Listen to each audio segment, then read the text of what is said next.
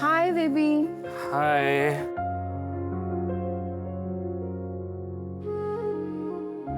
कशी आहेस? दुखतंय?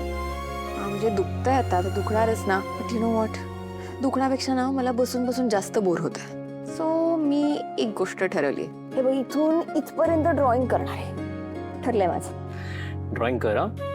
त्यानंतर बरेच दिवस तुला असंच बसून राहावं लागणार आहे. मग बसून टाइमपास करण्याचे मार्ग शोध. I guess so. So how was your day? कसा होता तुझा दिवस? हा, ठीक होता. रो, यू नो व्हॉट, एकदा हे प्लास्टर गेलं ना की मी डिसाईड केलं की आपण ना आधी आपण पिकनिकला जायचं. ओके, छान ट्रिप करायची आपण, अमेझिंग, पहिल्यासारखी. येस, करूयात. या. आलो मी, फ्रेश होऊन आलोच आहे.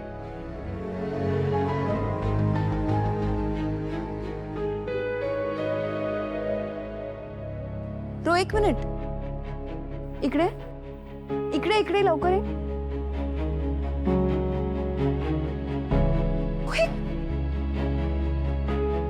काय झालंय तुला? केवढा लागलाय? अरे काय झालं? तू बाईकवरून वगैरे पडलास की काय? काय झालं? हो अथिरा, तू शांत हो. पडलो बाईकवरून, but it's not a big deal. असू दे. रो, काय big deal? What you mean by big deal? केवढा लागलाय बघ तुला. रो रो, मला सांग, कसा पडलास तू? सांग, काय झालं? ओके, ऐक. सो रस्त्यावरनं जात होतो, अशी बाईक अचानक स्किड झाली. पण ऐक ना, it's not a big deal. छोटासा ऍक्सिडेंट झालाय माझा. सिरियसली, तू शांत हो. रो, कम ऑन यार, सांभाळून राहत जा ना यार. आता तू बाईक चालवताना मला भीती वाटत राहणार सारखी, कधी पडलास तर. काय बोलतेस तू? घाबरण्यासारखं काय? हो यार, एक तर मी माझा पाय मोडून बसलीये, आता तू परत ऍक्सिडेंट करून घेऊ नकोस. म्हणजे बघ, तुझ्या बोलण्याप्रमाणे जर मी पण माझ्या पायाचा ऍक्सिडेंट करून घेतलाच तर मग दिवस दिवस लोळत राहू आणि असं चिल करत राहू. ठीक. Sorry sorry sorry. Lame jokes मारू नकोस. मला असली जोक्स आवडत नाहीत, कळलं? जस्ट बी केअरफुल ना रो, प्लीज. केवढं लागलंय? आय बी केअरफुल, डोंट वरी. आलोच. आणि छान हे वॉश कर. ओके, मी जरा हॉलमध्ये जाते. तुला काही मदत हवी आहे का? नाही, ठीक आहे.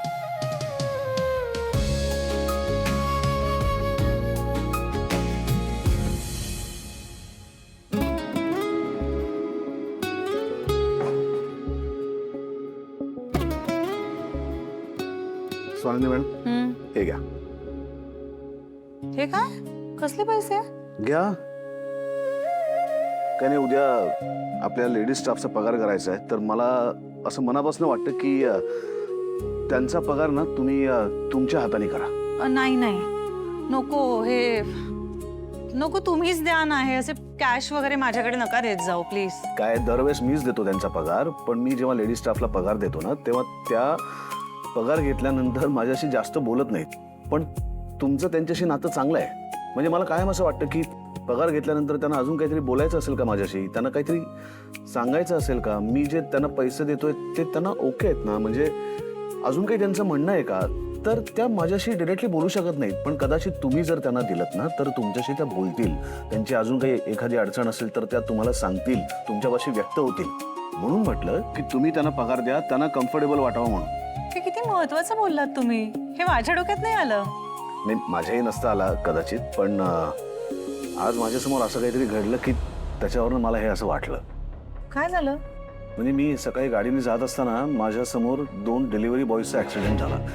फार गंभीर नाही, म्हणजे त्यांना काही फार दुखापत झाली नाही, ओके होते ते. पण त्या दोन्ही डिलिव्हरी बॉयचं स्वाभिमान मला खूप आवडला. म्हणजे ते जे बोलत होते ना, ते माझ्या कानावरती पडलं. तर तो गाडीवाला त्यांच्यावरती आरडाओरड करत होता आणि त्यातला एक डिलिव्हरी बॉय अतिशय स्वाभिमानाने त्याच्याशी भांडत होता की हो, आम्ही अत्यंत कमी पगाराची नोकरी करतो, पण आमचं काम आम्ही अत्यंत प्रामाणिकपणे करतो, तुम्हाला आमच्याशी या भाषेत बोलण्याचा काही अधिकार नाही.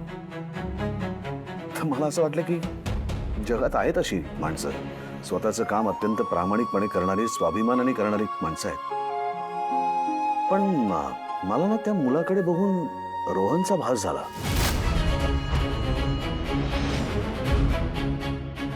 ताई, हे माझं काम आहे. म्हणजे त्याच्या बोलण्यावरनं मला असं वाटलं की कदाचित हा रोहन आहे की काय. म्हणजे रोहन तिथे होता का? म्हणजे मला तर असं एक एक मिनिट हा. सॉरी, मला फोन घ्यायला लागेल.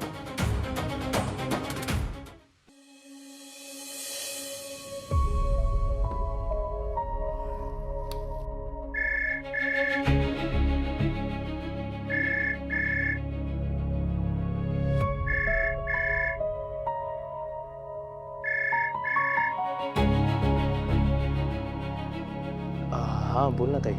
रोहन, तुझी आज राजवाड्यांची भेट झाली होती का रे? नाही का? रोहन, बाय एनी चान्स तुझा ऍक्सिडेंट वगैरे झाला नाही आहे ना? म्हणजे राजवाड्यांना आज एक ऍक्सिडेंट होताना दिसला होता. काहीतरी डिलिव्हरी बॉय होता आणि त्यांचं म्हणणं होतं की त्याच्यामध्ये त्यांना तुझा भास झाला. ते मला विचारत होते रोहन होता का. मी म्हटलं रोहन कसा असेल असं मी त्यांना तर बोलले, पण मला भीती वाटते. तू तू तू बरा आहेस ना? तू नव्हताच ना तो मुलगा? म्हणजे तुला काही झालेलं नाहीये राईट? रोहन, हां ताई. ओके फाईन, तो मीच होतो. बापरे, काय रे, तू बरा आहेस का? ताई ऐक, हे बघ, तू घाबरू नकोस. मला असं वाटतं समर सरांना काहीच कळलं नाहीये. अरे पण रोहन, असं कसं झालं? तू मला बोलायचंच तरी, सांगायचंच ना काहीतरी. हो, तू शांत हो. ऐक, मी एकदम ठीक आहे. जस्ट एक मायनर ऍक्सिडेंट झाला माझा.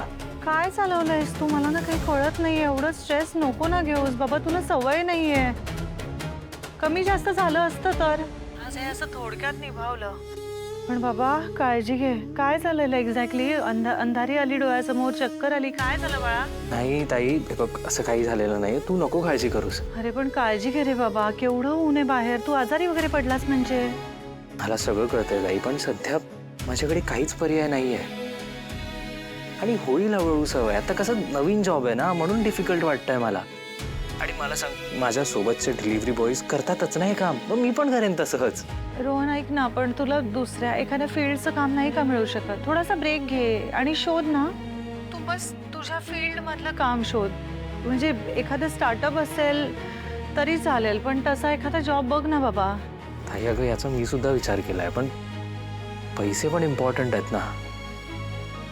मला सांग, मी गॅप घ्यायला तयार आहे, पण तितके दिवस मला सस्टेन सुद्धा करता आलं पाहिजे ना. ऐक, ते सगळं तू आत्ता तरी माझ्यावर सोड, ठीक आहे? ताई ऐक प्लीज, मी तुझ्याकडनं पुन्हा पैसे नाही घेणार आहे आता. अरे हे काय असतं तुमचं? आता माझी पण जबाबदारी आहे ना, माझे आई बाबा. एरवी तू सांभाळतोस ना आई बाबांना. मग आता जर तुला काही अडचण असेल तर मला मदत करायला नको का? तू असं ना ऐकता क्षणी नाही म्हणून टाकू नकोस. काहीतरी वेड्यासारखा हट्ट करू नकोस. मला आता जर पैशाची गरज असेल तू केली नसतीस का मदत मला? मग तसे आता मी तुला पाठवते. गप्पा बस, शांतपणे ते घे. आणि हा असा वेड्यासारखा हातेताईपणा नको करूस रोहन. धीर धर थोडा, मी आहे.